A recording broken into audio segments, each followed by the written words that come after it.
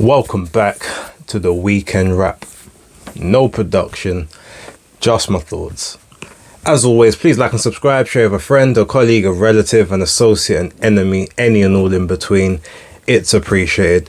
Now, big apologies for the lateness of this video. I've been resting for the majority of the day. I've had other things that I've wanted to concentrate on. And yeah, let's just leave it as that. But look, I'm going to try and get through this one as quickly as possible. Let's start on Thursday, obviously a Friday morning for most of us here in the UK, where we had the Teofimo Lopez versus Yarde Ortiz card. First things first, big shout out to Abdullah Mason on the undercard. Brilliant performance. A lot quicker than I was expecting that stoppage to happen, but he showed up, showed out, got it done. Also, another big shout out to Keyshawn Davis. Now, I thought that he was going to go points with Pedraza, but it would be a very, like almost a dominant performance by Keyshawn. Maybe one or two moments where he's got to stay switched on. But I saw the fight, but like I was in and out of sleep, so I haven't watched the whole thing back properly. But 6th round stoppage, I can't say anything other than well done. The one caveat to that I do have to look at is why Pedraza went back from 140 that he's been campaigning to 135, especially at his age. I'm sure that the loss of weight and everything probably plays a bit of a negative factor in, you know, punch resistance and other things, obviously having to work a lot harder in training to lose the extra 5 pounds, etc. But that being said, that's absolutely nothing to do with Keyshawn Davis. He done what he needed to do, so big ups to him. Let's go to the main event. So we've got Teofimo Lopez against Yarde Ortiz in a fight that I didn't score, so I can't give you a round by round play, but here's how the fight kind of looked to me. Ortiz was controlling a lot of, I guess, the range, and he was doing a lot of good work, especially sort of in the first few rounds, but he was moving quite excessively. And I kept thinking, and I said this on Twitter X a couple times as well, that I'm sure Teo is going to be getting consideration for coming forward, even though he's coming forward and not necessarily doing anything or throwing the punches. Because I've seen it happen on several occasions where the person coming forward, even if they're getting outlanded just because they're the one almost marching forward, they're getting extra consideration for that. As the fight went on and the rounds became sort of less and less, especially towards like the back half, I'm like, okay, he's moving a bit too much, but maybe he did enough in the first part, because I was looking at the rounds and thinking, Ortiz he looks like he's doing enough here to win this. By the end of the night, the first thing I said is I wouldn't be I think that Ortiz has won, but I can see Lopez getting a decision. But it's a decision that he, in my opinion, doesn't deserve. Looking at it, I still kind of feel that way. I feel Ortiz did enough to win the fight, but he didn't do enough. And sometimes that shouldn't be the case. Like, it's unfair that you should have to go above and beyond just to win a fight that you've probably, you know, won pretty clearly, convincingly. But yeah, while I don't necessarily, I'm not up in arms about the decision, to be totally honest. Like, Teofimo got it. I kind of thought he would get it because I just thought there's too much backwards movement from Ortiz, especially there's too much, like, you know, circling the ring, touching the turnbuckles, like if it's a strap match in WWE or something. The one thing I will say though, and this doesn't change, is that whether Teo got that via home cooking, you know, favourable decision, lucky, you know, mixed decision, split decision, whatever, it goes to show that he is not what people think him to be. And I said prior to this match, he was focusing on everything else other than his opponent, and that was bound to lead to some form of issue. He clearly has a problem with movement. He clearly has a problem with cutting the ring off, trying to find opponents and trying to create openings on opponents. He only seems to do well when he's got an opponent that will stand right in front of him and allow him to counter. Unfortunately, that's not the only aspect of boxing. You have to be able to do everything. You have to be able to fight going backwards. You have to be able to fight going forwards, lateral movement. You have to be able to defend up close, to defend at range, and to beat your opponent at range, to beat your opponent in close, and if necessary, be able to find your opponent and take it to them. He's only good at fighting opponents almost off the back foot, off the counter, and anything else and any other time he's in a position to do something, you frequently see that he either struggles or he flat out looks terrible. So as much as he likes to lie to the people and say he's a 2-time undisputed champion, no, you've never held all 4 belts at any given time. You are a 2-time lineal, we'll give you that. You're a 2-time Ring Magazine, we'll give you that. Are you the number 1 guy in the division? Maybe. Although I'm pretty sure that after this Thursday, I think your number 1 status has dropped. But yeah, like ultimately, he's going to need to redeem himself off of this. Now, he's more than likely, he's going to get an opponent they're going to make sure that his next opponent is going to just stand in front of him. Someone is going to try to stand in front of him, bang out, trade, or come towards him to look good. But if I was him right now, he's been talking a lot of that Crawford stuff. He was talking about Subriel Matias. Let's forget Subriel Matias fighting Liam Paro in June in Puerto Rico.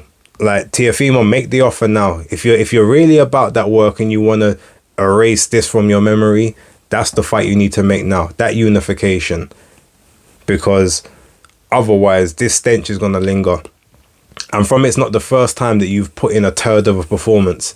You think in his last 6 performances, 3 of them have looked horrible. And then there's still another 2 that are quote unquote questionable. I think that needs addressing more than anything else.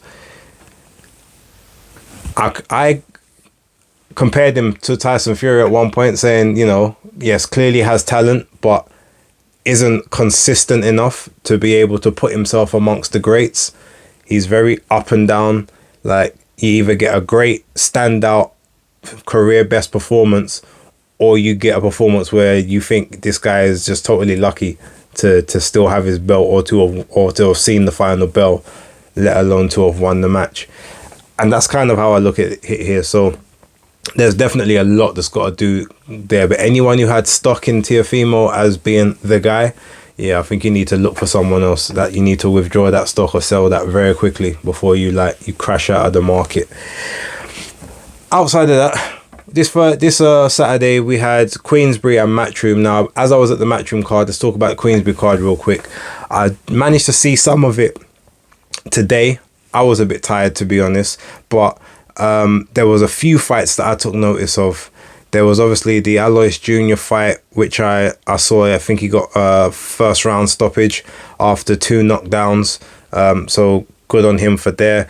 Sam Noakes and Luis Silvestre was an interesting fight. Now, I predicted Sam Noakes to win this fight, but I actually thought he'd win it on points. I think this would be the first fight that he didn't go the distance in, because I thought Luis Silvestre would be, you know, defensive enough, be able to move well enough, not allow Sam to set his feet. But in that particular scenario, we saw several times that Luis maybe held his feet a bit too much, got caught in an exchange, and then as a result ended up getting pinned either on the ropes or in the corner, and had to basically ride a bunch of shots, which definitely didn't help him. But yeah, Sam Noakes ended up getting the stoppage, fourth round stoppage by the corner, threw in the towel. So yeah, big ups to Sam Noakes. The knockout streak continues, 13 wins, 13 KOs, and against decent level opponents as well. So I can't really critique too much. It was, you know, good, dug into the body, and that's really where he seemed to hurt Luis Silvestre.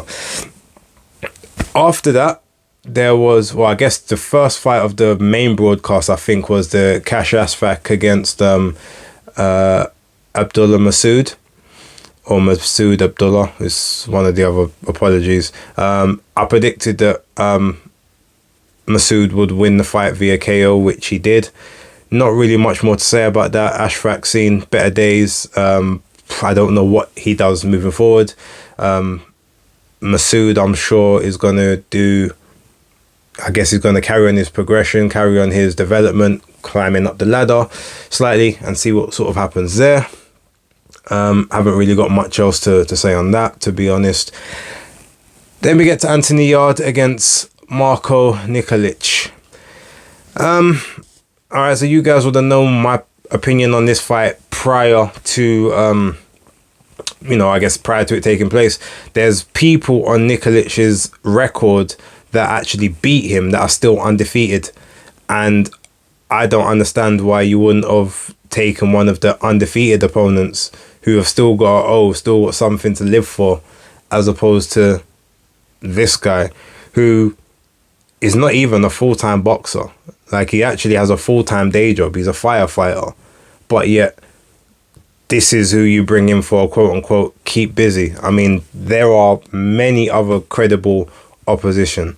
And the problem is, there's certain things that Anthony Yarde did in this fight because he could get away with it.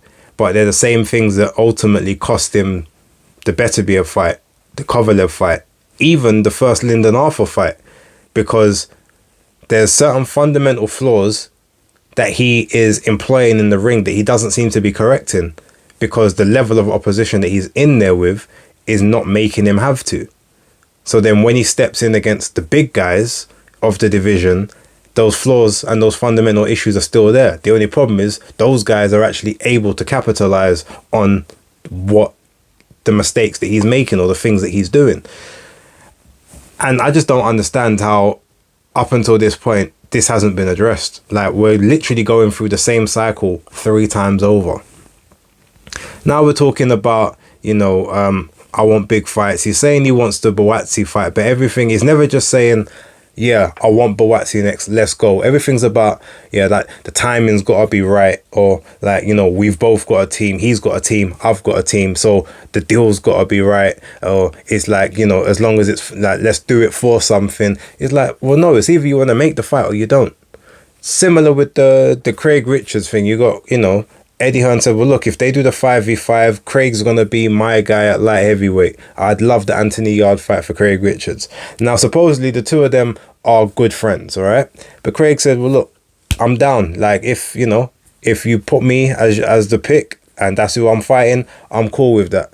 But then you got Yarde on the other side trying to do little sort of sneak dissing, like, or sunning his quote-unquote friend. Yeah, no, like, me and Craig back in the day said that we never fight each other unless there's millions on the line. So unless his promoter wants to pay him like over 1 million, and then my promoter wants to pay me over 2 million because, I'm the bigger name, it's like, well, if that's your brethren, like, why are you highlighting the fact that, quote-unquote, he's not on your level? Like, your name's bigger, so you have to get the bigger slice of the pie. Rather than just say, boy, unless we're seeing M's for that fight, it's not happening. That's how you're going to drop it if that's your brethren, in my opinion. Like, not that, no, give him a mil, but make sure I get 2 because I'm the bigger name. Like, that to me seems very, like I said, that's very, very sneak dissing. That's very sunnish. It's very cheeky. That's a flex that you give that kind of flex to someone that's just in your division, not someone that you will quote unquote say is your brethren. So I'm interested to see how that transpires moving forward. But I didn't really like how that came across. And outside of all of that, the words that are coming out of his mouth don't really seem as solid as they need to be for someone that's claiming that he wants these big fights. Everything's about, timing is everything and the deal's got to be right. No. Do you want the fight? Yes or no? I want the fight. Let's go. Let's make it happen. Let's figure it out. That's the energy it needs to be. And I don't think I'm hearing that. And then you look at, for instance, and we'll get to that fight in a little bit, but you got Craig Richards coming back off of between 19 and 21 months out the ring, fighting Boris Crichton, who is a much more credible opponent. You had Khalil Cole last week fighting a guy that was 20-0 with 18 KOs. Now, he didn't turn out to be much, but a guy that was only 7-0-1, that's who he's fighting in his first quote-unquote step-up fight after 8 fights. Boazzi and Aziz obviously fought each other. You had Ben Whittaker, what was he, 5-0 at the time?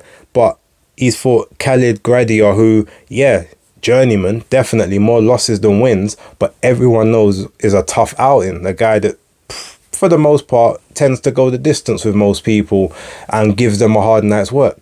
And that's who Ben Whittaker's fighting in his 6th fight.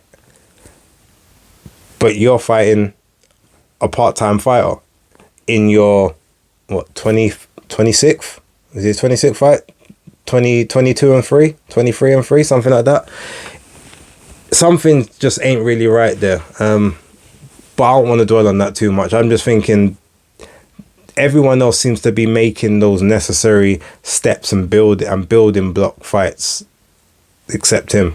And I don't know why. I need to find out why. I want better for him. I think his career probably deserves better, but I don't know how favourable it's going to be moving forward when it's all said and done. But he's got to start winning those big fights now, and they've got to start happening. Anyway, moving on to the main event. Nothing really to say about this. You had Hamza Shiraz versus Liam Williams. 1-round stoppage. I did predict.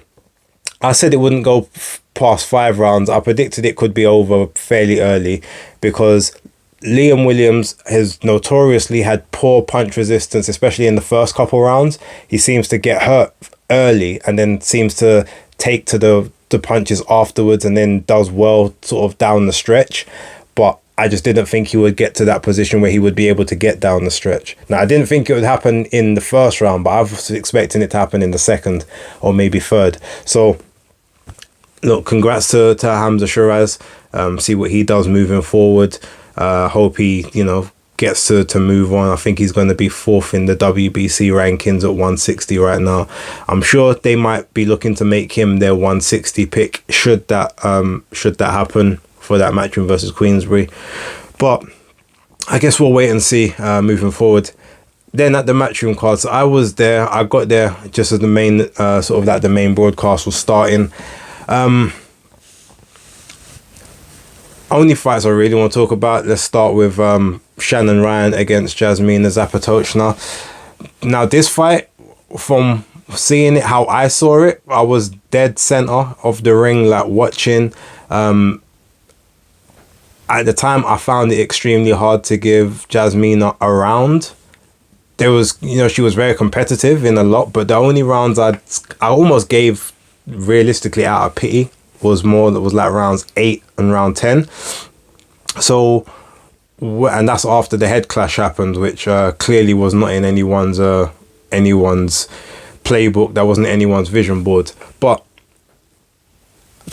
I was looking and thinking, okay, Shannon's looking a bit tired towards these last rounds, and she's like, the longer rounds, the 3-minute rounds will suit her. She seemed pretty tired, but obviously what we kind of saw afterwards is that she had been ill for the last couple of days, which kind of made sense of the way that I guess she was with her mouth open quite a bit, especially in the second half of the fight. She sounded pretty bunged up, to be fair. It was a really good performance from her, except for the fact there was absolutely no body work, which is really surprising. If seeing her previous fights, she was employing a lot to the body and she was doing a lot more damage downstairs than upstairs. Whereas this one, it's almost like she couldn't miss Jasmina's head, but Jasmina just was tough, as you would expect her to be. But I feel like if there was a bit more, body work employed, she would have probably have been able to finally get that first elusive stoppage. But if you guys remember the video that I did with Shannon earlier on in the week, she said, I'm going to hurt this girl. I'm going to break her down. And, if that stoppage comes, I will be looking for it. Well, surprisingly, from what I heard, and I've got first-hand reports of this, so it's not like cap, but Jasmina, after leaving the ring, was in a very bad way and was laid down in the back of the, you know, where the locker rooms are, and was ended up, I think, being taken out on a stretcher to the ambulance and sort of taken to hospital. I'm assuming it might have been precautionary, but she was in a pretty bad way, from what I've heard. So, you know, speedy recovery to her. Hope that she recovers well. And, you know, her name's out there, so hopefully she can get some more big fights. Maybe that Maisie Rose Courtney fight can happen with her now, as well. Shannon's obviously going to have to take more time out of the ring than she wanted, because that cut on her forehead was not nice. That's going to take a while to heal. She also got a couple other little sort of small cuts around the face. I'm not sure whether that happened due to Jasmina's braids or just other head clashes, or maybe just from the gloves, like maybe connecting here or there.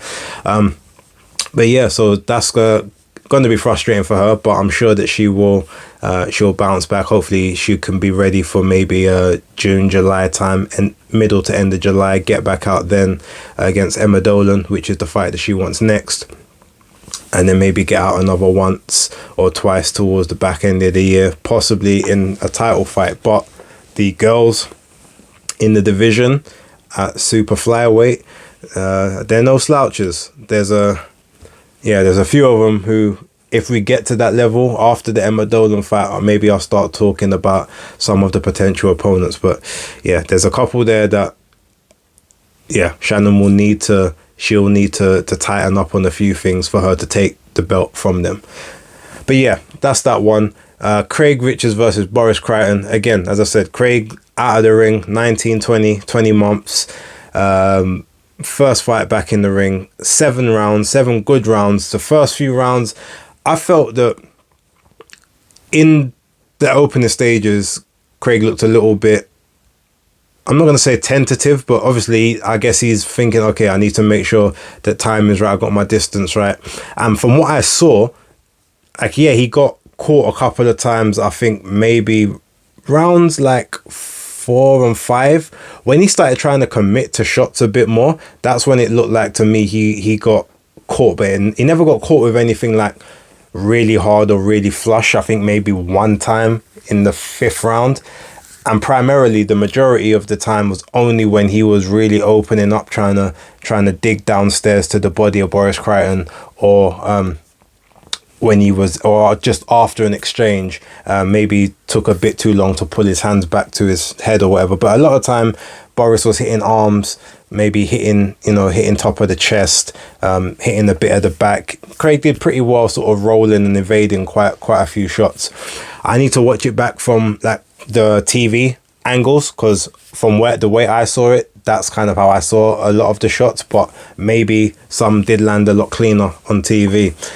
But he went through the gears from about round 5 onwards. I think he realized from the 4th round either Boris couldn't hurt him, or he felt like he had done some good work to the body.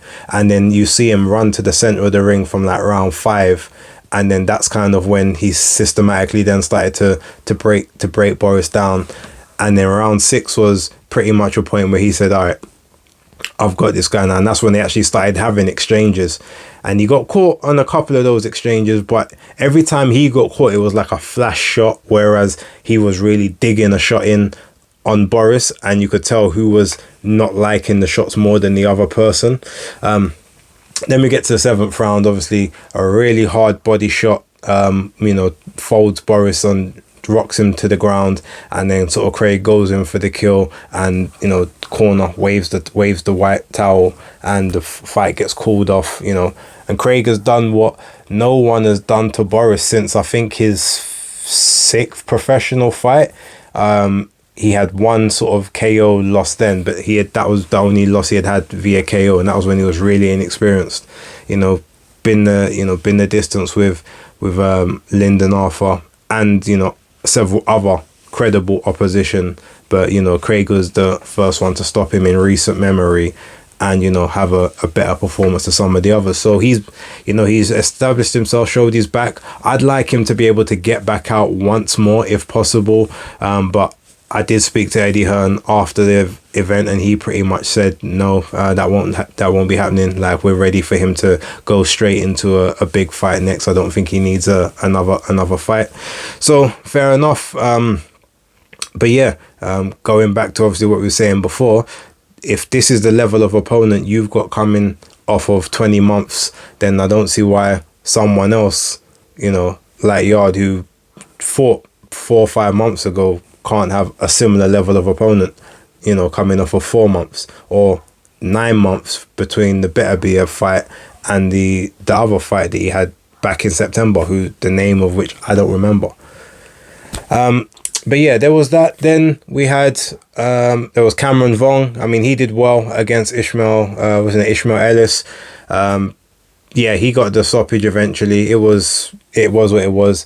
He's entertaining on his ring walks. He could be a bit more a bit cuter in the ring, but he's a pretty good guy. Now he's going to be fighting Jordan Flynn in his next fight, 9-0 versus 4-0, which should be an interesting matchup. I had a little bit of you know, pushes, and they had, what was it, glad bags and handbags or whatever in the ring. Nothing major, bit of a push and a shove. Then we had the main event of which was Liam Dillon versus Reece Bellotti.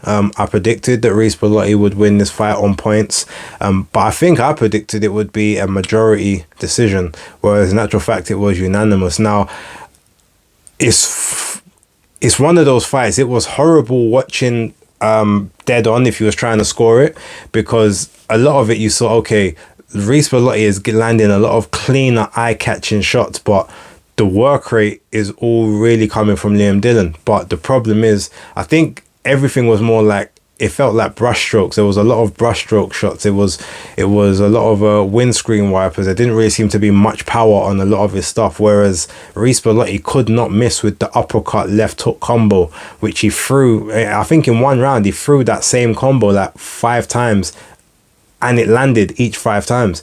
And I was just looking like, how have you not adjusted for this yet?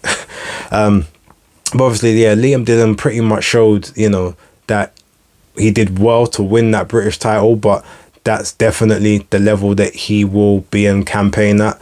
Reece Bellotti obviously is you know, he went to almost being a gatekeeper journeyman, but has really sort of reinvigorated his career. But I believe that this is the pinnacle where he gets to, that British and Commonwealth. I can't see him getting to European, but he's done tremendously well in you know, his career. I've got to give him all the pluses and all the plaudits for that. So yeah, look, overall, it was a fun card to be at. I'll be real. Interesting to see what kind of happens next moving forward. But yeah, actually no, I wasn't going to do this, but I'm going to sign off for the video now. I'm going to put a little bit of the Eddie Hearn conversation that I had. I'm going to put it at the end of the video for you guys to see. But yeah, speaking of which, if you're on my Twitter account, then you will know that I was the person initially calling for Craig Richards versus Anthony Yarde from the 15th of January. So Eddie's confirmed it on video, but I want my royalties, I want my matchmaker fee if that happens, because there's been a few times I've put out some fights and all of a sudden I see other people start saying they want the same fights like a day or two later. I'm sure people are watching the account. But yeah, without further ado, I'm gonna put that there. But thank you guys for watching. I will catch you on the next video. Hopefully I can keep up the level of activity for this week, but I've got a few other things going on. But yeah, without that being said, I will catch you on the next video. Don't forget to watch Monday Night Smoke tomorrow, and don't forget the breakdown on Tuesday. Got a couple special guests hopefully appearing on that. But until then, catch you next time. Peace. About 2 weeks ago, maybe 3 weeks, Oscar De La Hoya made a comment saying that he doesn't think Matchroom have got the roster to compete with Golden Boy Promotions. So is there any chance we might be able to get a bit of Matchroom versus Golden Boy on the undercard? We want to, yeah. I think we've got some great fights to be made between us, you know, great rivalry as well, both on the zone. We've got some big shows coming up in America. I think we're going to work with them a lot. And, you know, they're doing a great job as well. So, you know, Haney Garcia's a good one to start with. And, you know, let's see if we can make some more. You said in the ring that you were keen to possibly have Craig Richards as your 175 challenger if that weight class gets announced. Is there any chance of possibly him getting out one more time before June 1st, or would you just want to put him straight into that? Straight in. You know, he got the rust away tonight against a tough opponent, you know, and I think, like I said, if Yarde was the pick, we'd like to put him in with Craig Richards. Also, on that one, actually, I don't know if you or anyone in the team saw, but on the 15th of January, I actually suggested that fight. So, yeah, I think I should be thank you. I need that matchmaker's fee. Outside of that, last one for me. What is, of all the fights that you've got coming up next, what's like your most anticipated event that you're putting on? I think for me, Bivol Beterbiev up there. It's a great fight night. Joshua Ngannou. For me, I think it's a brilliant fight. So many. Obviously Haney Garcia. The run's coming thick and fast, and there's a few big announcements coming this week as well. Eddie Hearn, thank you very much.